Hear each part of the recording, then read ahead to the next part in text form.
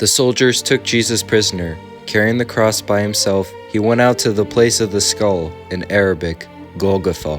That's where they crucified him, and 2 others with him, one on each side, with Jesus in the middle. Pilate had a public notice written and posted on the cross. It read, "Jesus the Nazarene, the King of the Jews."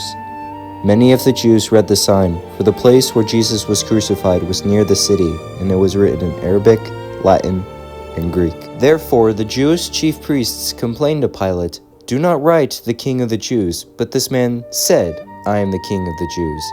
Pilate answered, "What I have written, I have written." When the soldiers crucified Jesus, they took his clothes and his sandals and divided them into 4 shares, one for each soldier. His shirt was seamless, woven as one piece from top to bottom. They said to each other, "Let's not tear it. Let's cast lots to see who will get it." This was to fulfill the scripture, "They divided my clothes among themselves and gambled for my clothing." And this is what the soldiers did. Standing near the cross was his mother Mary, his mother's sister Mary, the wife of Clopas, and Mary Magdalene. When Jesus saw his mother and the disciple whom he loved standing nearby, he said to his mother, "Woman, here is your son." Then he said to the disciple, "Here is your mother." And from that time on, his disciple took her to live in his home. After this, knowing that everything had already been completed, in order to fulfill the scripture, Jesus said, "I am thirsty." A jar of sour wine was nearby, so the soldiers soaked a sponge in it, placed it on a hyssop branch, and held it to his lips. When he had received the sour wine, Jesus said, "It is completed."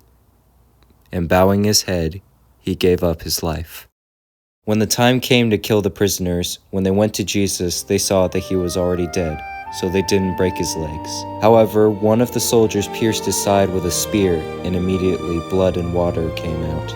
These things happened to fulfill the scripture, "They wouldn't break any of his bones," and another scripture which says, "They will look at him whom they have pierced." The one who saw this has testified, and his testimony is true. He knows that he speaks the truth, and he has testified so that you can also believe.